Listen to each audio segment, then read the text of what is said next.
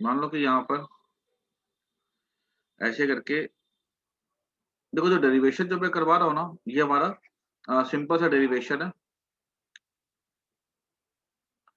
कि ऐसे ये सरफेस है, यहाँ पर कोई भी चीज़ पड़ी हुई है, कोई ऑब्जेक्ट पड़ा हुआ है, ठीक है? ये मीडियम का रिफ्रैक्टिव इंडेक्स मान लो एक बार के लिए है म्यू 1 और इसका रिफ्रैक्टिव इंडेक्स है म्यू 2। ये एक रे जाएगी सीधी ऐसी,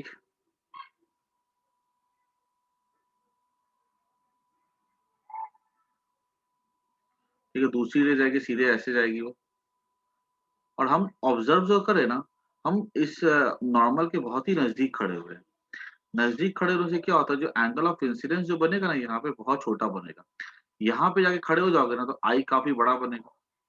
और बुक पे मैंने पता है बहुत थोड़ा-सा गैप दिखाया है यहाँ पे स्क्रीन पे ताकि वो क्लियरली विज़िबल हो। अदरवाइज़ ये जो पॉइंट होता है ना वो यहाँ पर होता है, ठीक है? एकदम नज़दीक होता है। ये डेरिवेशन आई होप सबको आता ही होगा, ठीक है? ऐसा कुछ ख़ास नहीं है इसमें। ये रे जो होगी ना ऐसे चली जाएगी, ये एंगल हो जाएगा आर। ये जो ऑब्जेक्ट है ना जो यहाँ पर है वो हमको कहाँ पर दिखेगा? इसको मैंने बैकवर्ड एक्सटेंड कर दिया। ये ऑब्जेक्ट की इमेज हमको यहाँ पर दिखेगी और ये हमारा हो जाएगा रियल डेप्थ, ये हमारा हो जाएगा एपरेंट डेप्थ। मैं यहाँ पे लिख सकता हूँ अगर ये आई होगा तो ये भी आई होगा, ये अगर आर होगा तो ये भी आर होगा, ठीक है?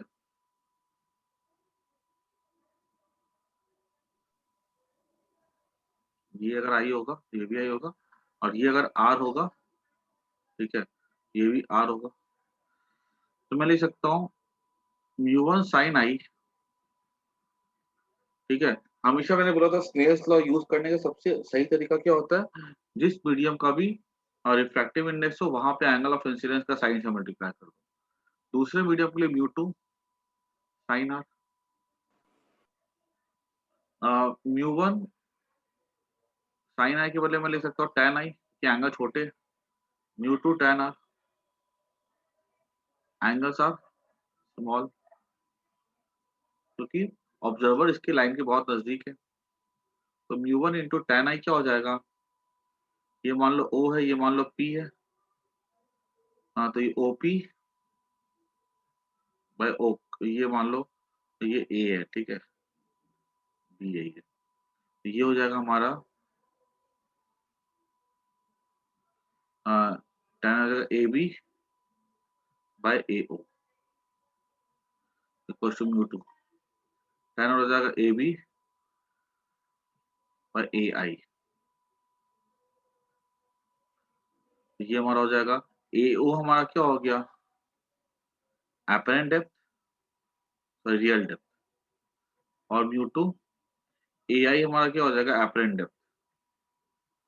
Apparent depth by real depth equals to हो जाएगा म्यू 2 बाय म्यू 1, ठीक है? ये फॉर्मूला सबको रट जाना है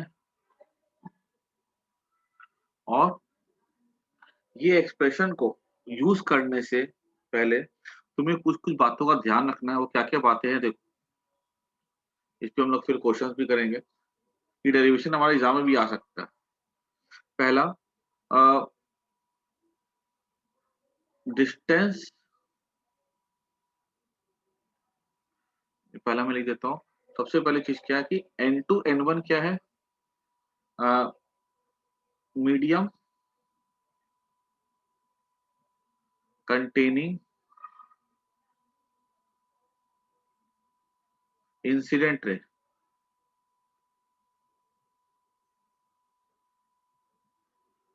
is mu 1 and other is mu 2, ठीक है? सेकंड, डिस्टेंस आर मेजर्ड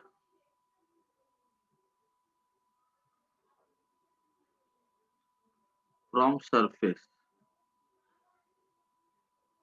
और तीसरा पॉइंट, रेज़ आर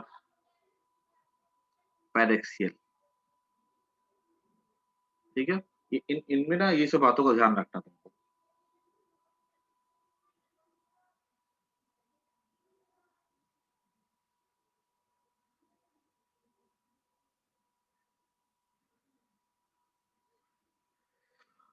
इसको फटाफट सबको नोट कर दो।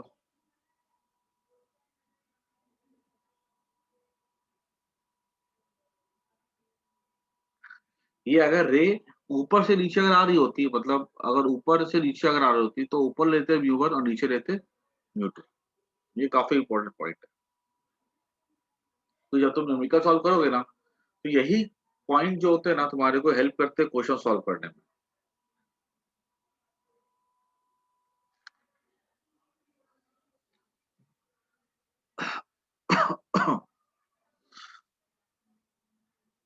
क्योंकि अगर तुमने ये वाले पॉइंट को मिस कर दिया ना, तो फिर क्या होता है, ये तो रियल ऑब्जेक्ट है, बड़े आसानी से काम हो रहा है। लेकिन जब वर्चुअल ऑब्जेक्ट आता है ना, फिर तुम अगर तुमने इसको कोई खाली फॉर्मूले को याद कर लोगे ना, तुमको अगर ये पॉइंट याद नहीं है, तो जब वर्चुअल ऑब्जेक्ट वाले केस आएंगे ना, तो वहां पे आके कंफ्यूज कर जाओगे।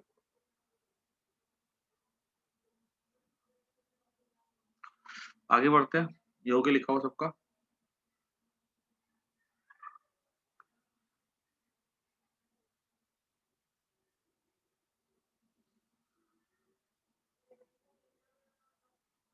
फिर हम लोग आगे बढ़ते हैं। अब सवाल ऐसा होगा कि ऐसे करके मान लो यहाँ पे वाटर है, यहाँ पे मान लो एक फिश है, यहाँ एक चील उड़ रही है, वाटर का जो रिफ्रैक्टिव इंडेक्स है म्यू इक्वल टू 4/3 है। ये जो डेप्थ है फिश की वो है मान लो 24 सेंटीमीटर। इसकी यहाँ पर डेप्थ है 36 सेंटीमीटर। ओके, तुमसे ये पूछा गया ना कि बताओ what is the what is apparent depth for fish, ठीक है, एज viewed बाय ईगल। ठीक है, दूसरा what is apparent height for eagle as viewed by fish. ठीक है ना, तो ये हमको निकालना। तो निकालो आंसर फटाफट से लीजिए। एक मैं कर, बाकी जिसको आता है वो ट्राई करो। ये रे ऐसे जाएगी, एक रे ऐसे जाएगी, यहाँ नॉर्मल होगा, यहाँ नॉर्मल होगा। ठीक है, बेंड करेगी अबेदी नॉर्मल, यहाँ बेंड करेगी अबेदी नॉर्मल, पीछे खींचो, यहाँ पे आके बनेगी इमेज। एक बात तो क्लियर तुमको बता देता हूँ मैं।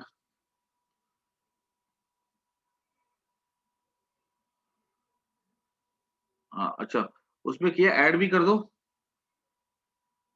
36 ऐड भी करना होगा।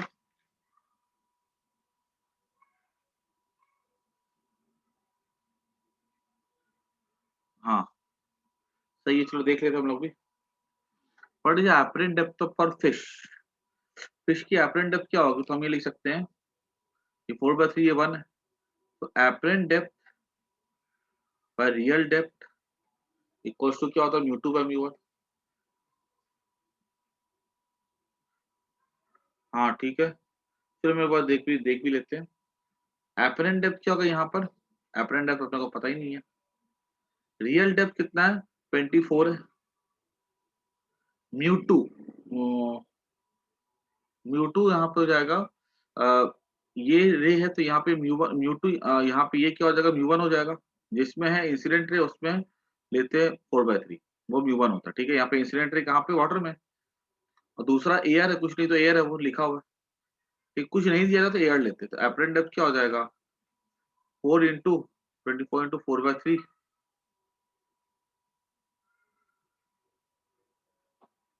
32 सेंटीमीटर। ठीक है, अब देखो यहाँ पर अगर हमको बोला जाएगा एपरेंट डेप्थ निकाले ना, ठीक है, तो यहाँ से हम क्या करेंगे, एक मिनट, ये कितना आ रहा है,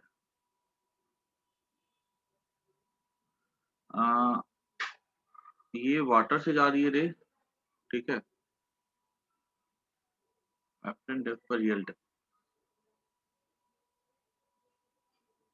गलती कर दी थी मैंने, 824 इंटू 3/4 होगा ना, एक, हाँ, एक मिनट रुको, ये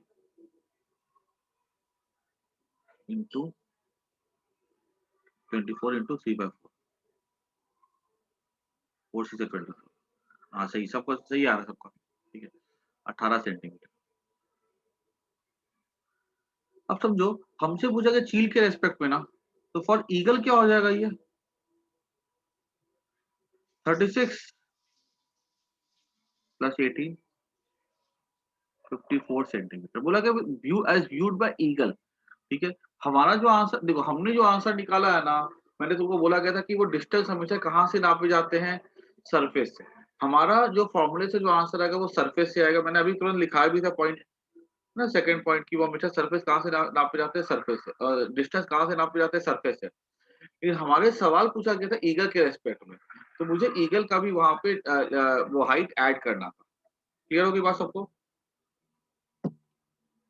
और तुम देख भी सकते हो कि पहले वो कितना था, 36 प्लस 24 था, वो 60 सेंटीमीटर। पहले फिश कहाँ थी, 60 पे, और अभी फिश कहाँ पे दिख रही है, उसको 54 पे दिख रही है। और रे डायग्राम भी देखो तो ऊपर आ रही है ना। क्लियर हो रहा है कि नहीं हो रहा? अब अगर हमसे पूछा जाता है सेकंड पार्ट बाकी लोग सबको ट्राई करो, जिसका भी नहीं आया तो खुद से ट्राई करोगे ना, तो कॉन्फिडेंस तुमको आएगा। Apparent depth by real depth, वही फॉर्मूला है म्यू2 बाय म्यू1, फॉर्मूले में कोई चेंज नहीं आ रहा है, लेकिन तुमको फॉर्मूला सिर्फ रटना नहीं है, तुमको उसके इंपॉर्टेंट पॉइंट्स भी याद रखने हैं। अभी देखो, अब डेप्थ मतलब यहाँ पे क्या होगा, हाइट हो गया, एपरेंट डेप्थ बाय, हाँ ठीक है शिवानी, और उस पर ऐड करना पड़ेगा, ठीक है, बाय रियल, रियल कितना है यहाँ पे, 36 है। अब यहाँ पर इंसिडेंट रे, अब देखो अगर ये ईगल से, ईगल को देखा जाएगा तो रे ईगल से आएगी, तो अब म्यू1 क्या हो जाएगा, वो हो जाएगा 1, ठीक है। और अब म्यू2 क्या हो जाएगा, 4/3। म्यू1 म्यू2 का मतलब सबको समझ में आना चाहिए, हाँ सही है, म्यू1 म्यू2 का सबको मतलब समझ में आना चाहिए। तो एपरेंट डेप्थ हो जाएगा, मतलब डेप्थ मतलब यहाँ पे हाइट हो गया, ठीक है, 4/3 टू 36, 48, ठीक है। ये 48 किसके रेस्पेक्ट में हो गया, सही है, सरफेस के रेस्पेक्ट पे। और 48 प्लस 24, राज ने सबसे पहले आंसर दिया था ना, दैट इज 72,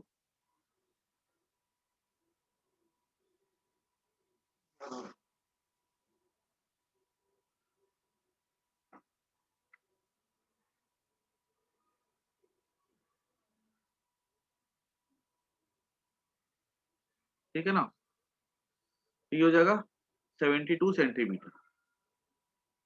आई थिंक राज का सबसे पहले था, सही था उसका, बाकी लोगों ने सही दिया है, ठीक है, हाँ सही है, वेरी गुड। तो यहाँ पर देखो मेन चीज समझने वाली क्या है कि तुमको फॉर्मूला समझ में आ रहा है सबको, किसी को कोई परेशानी तो पूछो। और फॉर्मूले के अलावा तुमको समझ में आना चाहिए कि ये 3 इंपॉर्टेंट पॉइंट क्या है इस चीज से रिलेटेड।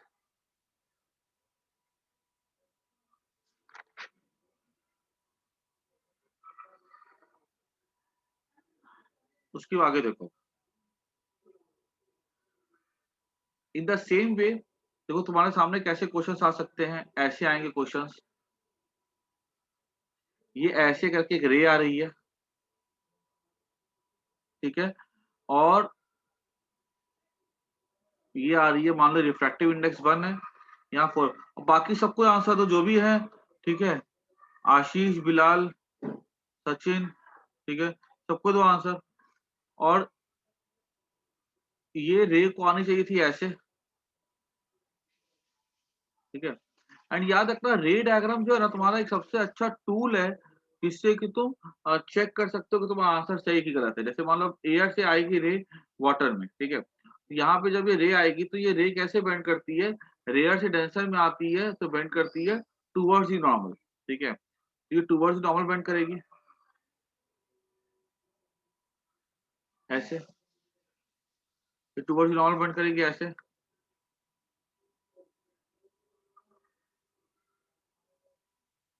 ठीक है? ये हमको बोला गया कि ये हाइट है 10 सेंटीमीटर, ठीक है? हमें ये डेप्थ निकालनी है कि कहाँ पे रेज एक्चुअली जाकर के मीट करेगी। ये एयर है, एयर का इफेक्टिव इंडेक्स बना लो, इसका 4/3 ले लो। फटाफट निकालो सब कुछ।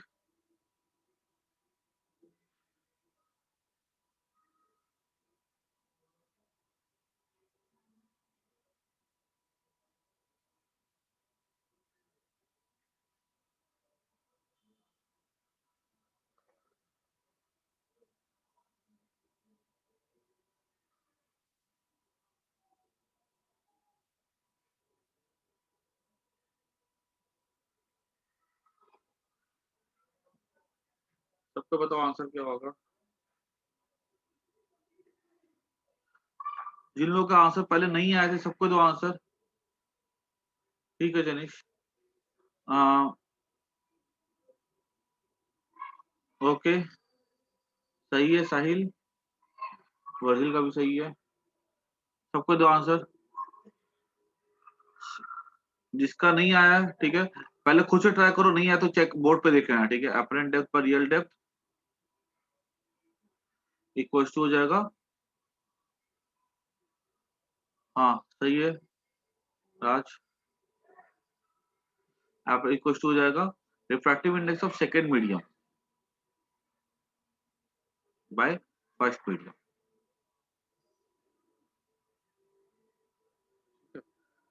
तो सेकंड मीडियम को 4/3 हो जाएगा, फर्स्ट मीडियम को 1 हो जाएगा। अपरेंट डेप्थ क्या हो जाएगा इसमें, अपरेंट डेप्थ हो जाएगा यहाँ पे हमारा एक्स, एक्स हो गया। रियल डेप्थ कितनी है, 10 है, 40/3, ठीक है? कुछ खास चीज इसमें। तो बच्चों को क्या होता है वर्चुअल ऑब्जेक्ट में सॉल्व करने में, सही है आशीष, वर्चुअल ऑब्जेक्ट में सॉल्व करने में कभी कभी दिक्कत आती है, तो तुमको उसके लिए परेशानी नहीं आनी चाहिए अगर तुमको पॉइंट्स याद है तो, ठीक है? एंड यू शुड, और दूसरी बात, जब भी तुम पढ़ते हो तुमको रे डायग्राम उसका properly away the normal towards the normal करके तुम उसको ड्रॉ करना है, और तुमको वहां से भी आंसर मिलने में काफी हेल्प मिलेगी। जैसे 13.33 आ रहा है, ये 10 है, तो ये ऑब्वियसली तो ये 10 है, तो ये 13.33 है, और हमको दिख भी रहा डायग्राम से कि ये मैच कर रहा है ना? देखो ज्यादा है ना।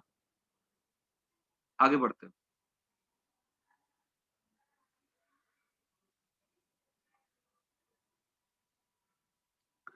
अगर हम देखें ना नेक्स्ट पॉइंट, ठीक है? अब देखो कुछ क्वेश्चन देखते हैं हम लोग आगे। अब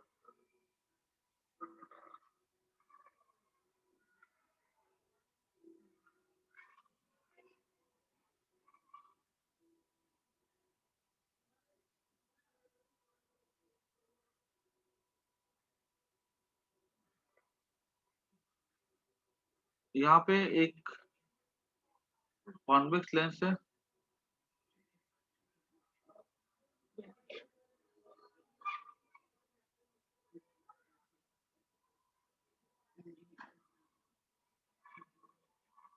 ठीक है ऐसा। उसके बाद यहाँ बोला गया ना कि ये इसकी जो है ना फोकल लेंथ जो इसकी 20 सेंटीमीटर है, इसकी जो लेंथ है इसकी वो 45 सेंटीमीटर है, ठीक है?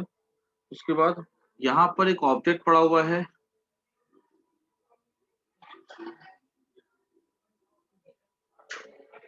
ये ऑब्जेक्ट जो है ना यहाँ पर, इसकी दूरी यहाँ से है 10 सेंटीमीटर, ठीक है? तो पूछा गया है कि बताओ यहाँ पर, और इसका जो रिफ्रैक्टिव इंडेक्स है 1.5 है, ग्लास है तो 45 focal length 20, 10 centimetre of the distance, ठीक है? पूछा गया इसमें कि बताओ यहाँ पे फाइंड द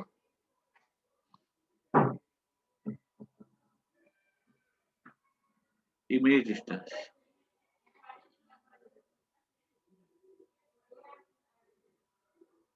ठीक है ना? तो अपने को यहाँ पे इमेज डिस्टेंस निकालना है। ये स्लैब है, ठीक है, मिरर है। अब ये स्लैब प्लस मिरर का क्वेश्चन हो गया। तो एक सब मैं करके तुम्हें दिखा रहा हूँ, तुम भी सोचना इसके ऊपर, ठीक है, ट्राई करो जिसको जो कर सकते हो।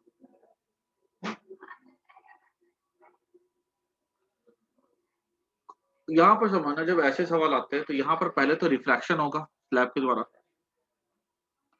फिर यहाँ पे ये लेंस मिरर है तो यहाँ पे रिफ्लेक्शन होगा, फिर वो रे जब बाहर निकलेगी फिर से रिफ्रैक्शन होगा। तीन चीजें हो रही है यहाँ पे, रिफ्रैक्शन, रिफ्लेक्शन, रिफ्रैक्शन। ठीक है, तो अगर हम यहाँ पे बात करें अगर, तो सबसे पहले तो ये देखेंगे कि इसका जो इमेज है वो कहाँ पर बनेगा। तो हम ये बोल सकते हैं apparent depth by real depth equal to जाता है mu two by mu one. ठीक है, एपरेंट डेप्थ क्या हो जाएगा देखो तो इसका रियल डेप्थ कितना है ऑब्जेक्ट के लिए 10 है।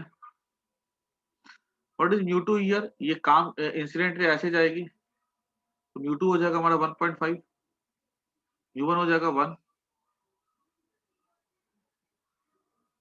मतलब ये जो रे जो है ना,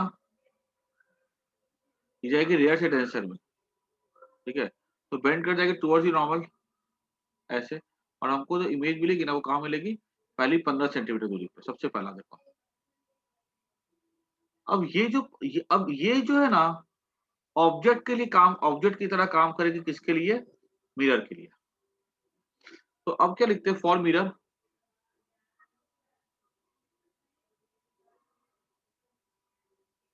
वन बाय वी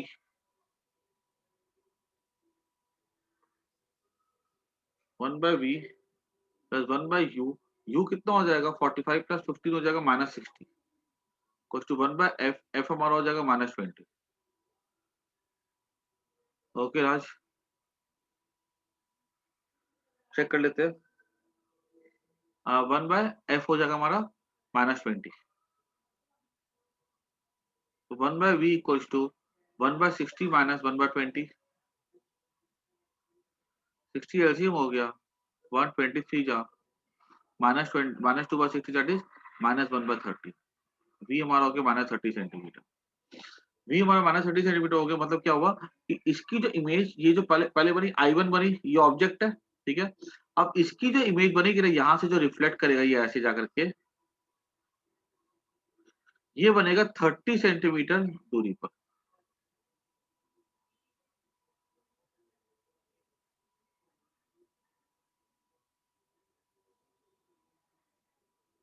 ठीक है ना, कहाँ बनेगा 30 सेंटीमीटर दूरी पर।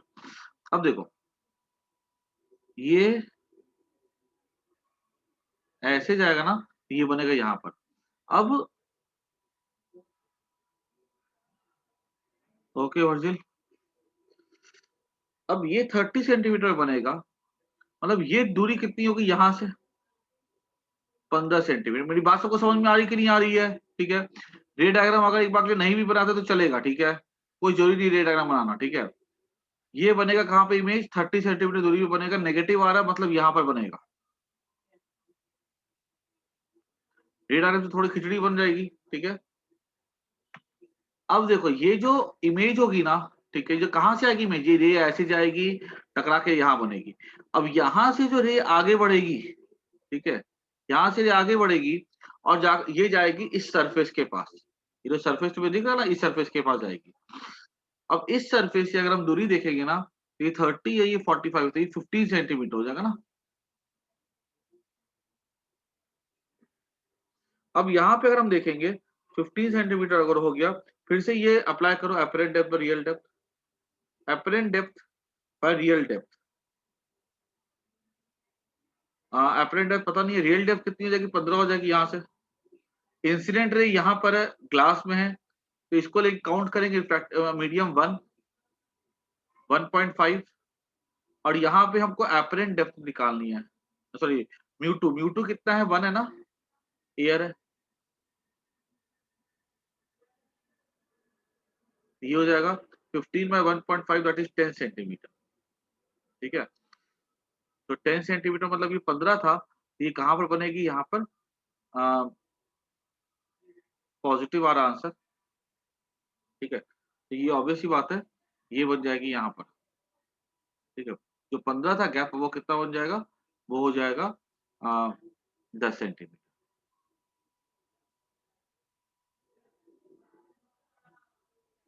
ये यहाँ पे बनेगा, ये हम ले लेते हैं,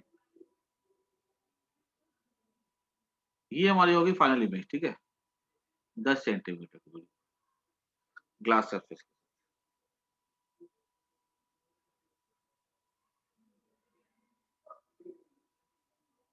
ठीक है ना।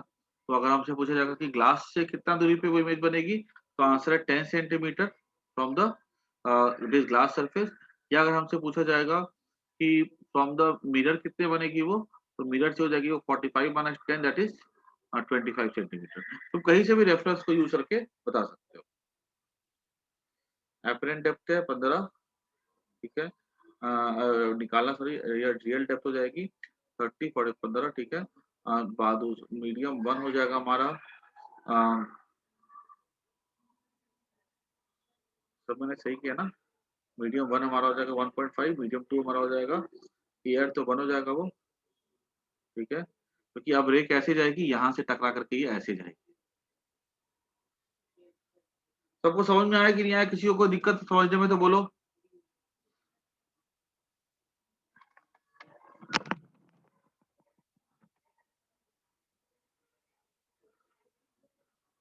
रे डायग्राम अगर तुमको देखना ध्यान से तो देख सकते हो इसको ऐसे, रे डायग्राम,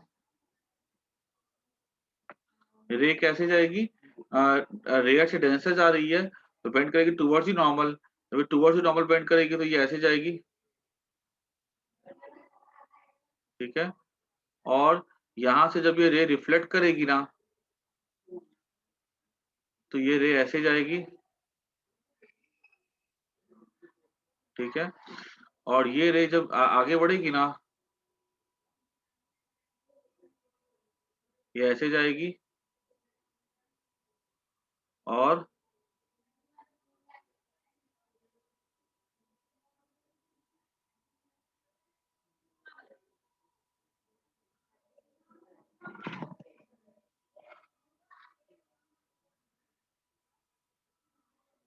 स्लैब में तो मिरर के पास कैसे बनेगी इमेज?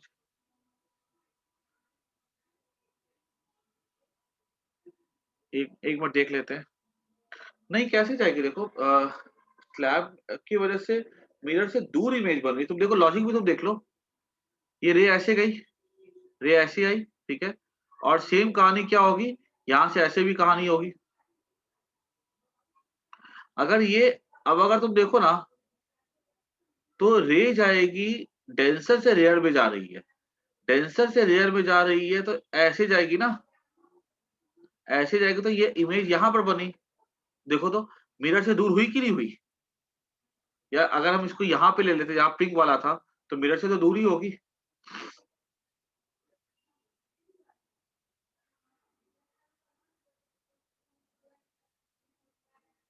और किसी को कोई दिक्कत इसको समझने में? सबको आया कि नहीं आया? कोई दिक्कत तो पूछो। रे डायग्राम थोड़ा खिचड़ी बना है यहाँ पे।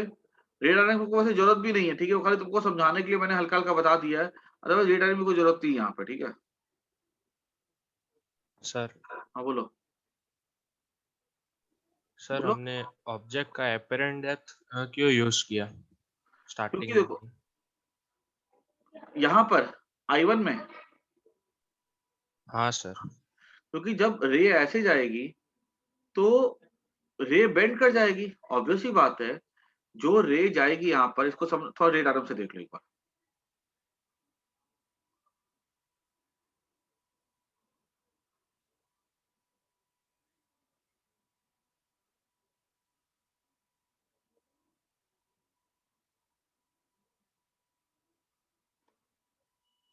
थोड़ा छोटा ही बनाता हूँ।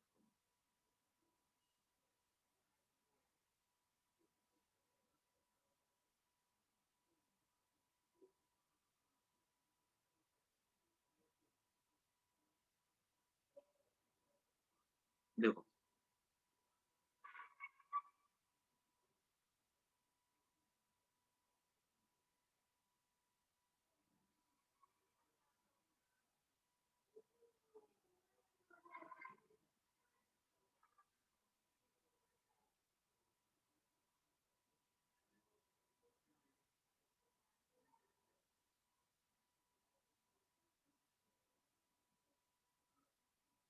ऑब्जेक्ट यहाँ पर है, ठीक है? रे ऐसे गई, ये नॉर्मल है, ठीक है? ये रे को जाना चाहिए था सीधे ऐसे, लेकिन जब रे रेयर से जाती है डेल्टा की तरफ तो रे बेंड कर जाती है, ठीक है? तब यहाँ पे रे बेंड कर जाएगी, ठीक है? तो जब यहाँ पे रे बेंड कर जाएगी,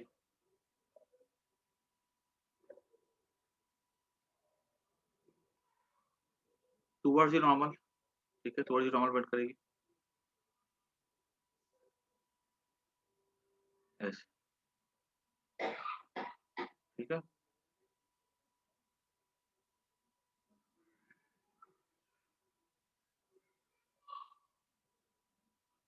तो ये जो रे आएगी, ये किधर से इसको मिरर के लिए किधर से आते हुए अपीयर होगी?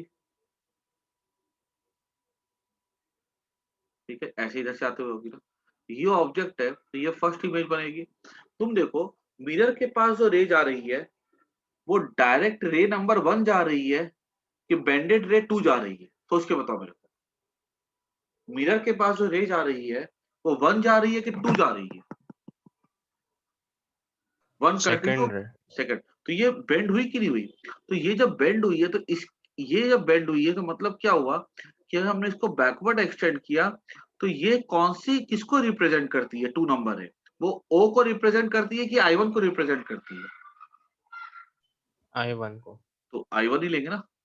अब फिर जब यहां से रे जाएगी इन द सेम वे, यहां पर भी क्या होगा? ऐसे करके रे ऐसे जाएगी, ठीक है?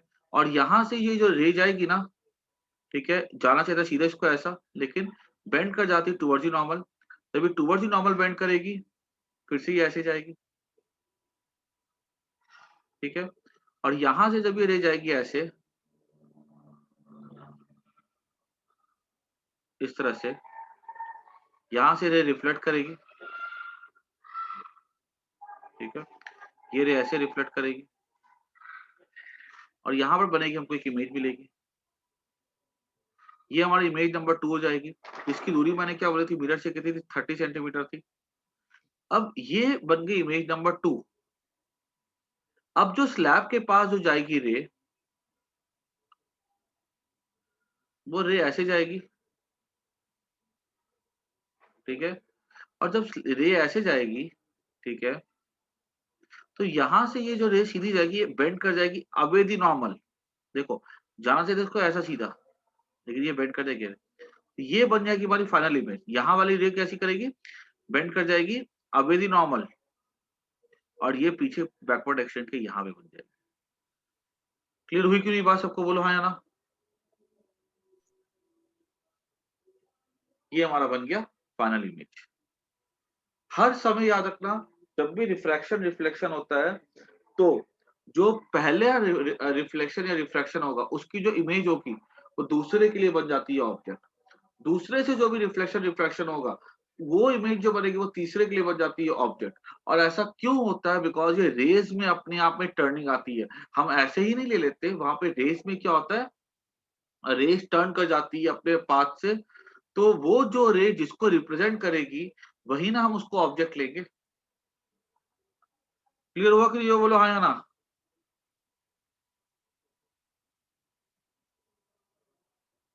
चलो बहुत अच्छा, वेरी गुड।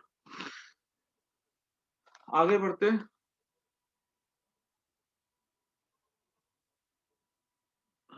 चलो बहुत बढ़िया। चलो अब हम आगे बढ़ते हैं और लेवल और बढ़ाते हैं हम लोग। तो always remember one thing, that image formed by one reflection or refraction will act like an object for other optical device। Optical वाला फॉर लेंस और मिरर, ठीक है? जो पहला बनाएगा इमेज, वो दूसरे के लिए क्या बन जाता है? ऑब्जेक्ट।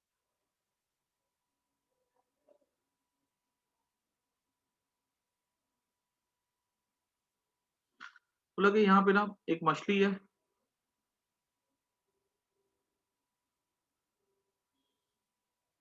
ये पानी का लेयर है,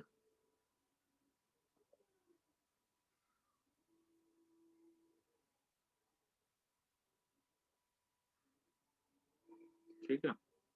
वाटर है यहाँ पे, इसका रिफ्रैक्टिव इंडेक्स 4/3 है, ठीक है। ये डेप्थ है मछली की 20 सेंटीमीटर, ये 20 सेंटीमीटर, ठीक है। फोकल लेंथ है मिरर का 20 सेंटीमीटर, ठीक है। वाटर का रिफ्रैक्टिव इंडेक्स 4/3 है, ठीक है। तो बताना है, यहाँ से ना एक व्यू करते हैं कोई पर्सन, ठीक है। और कुछ नहीं बोला गया कि व्यूअर कैस किधर है, तो हमको अंडरस्टूड है कि पैरेक्शियल ही लेना है आपको, ठीक है। तो पूछा गया find distance between two images of fish, माने distance between two images of the fish.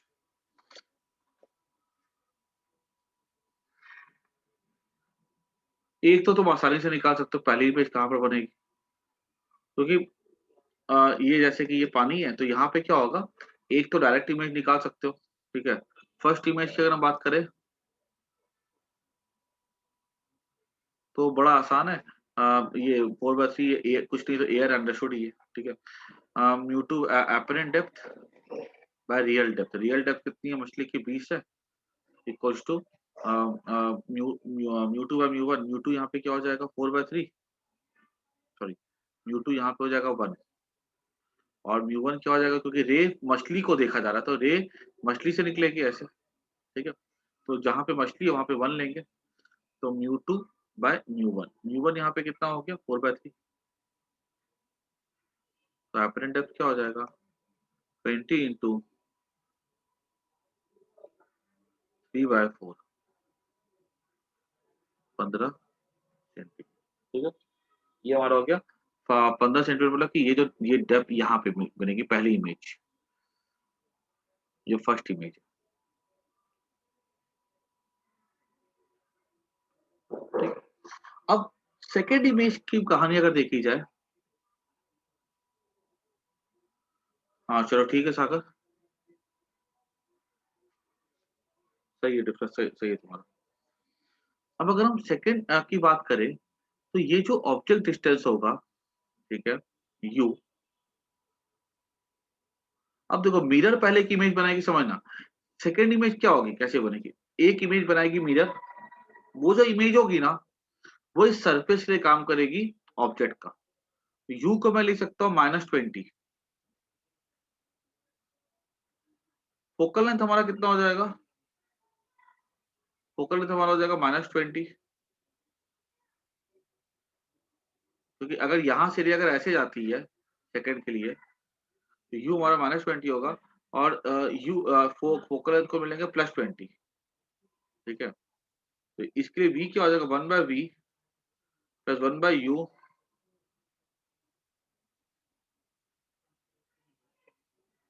ये हो जाएगा 1/20 2/20, दैट इज 1/10,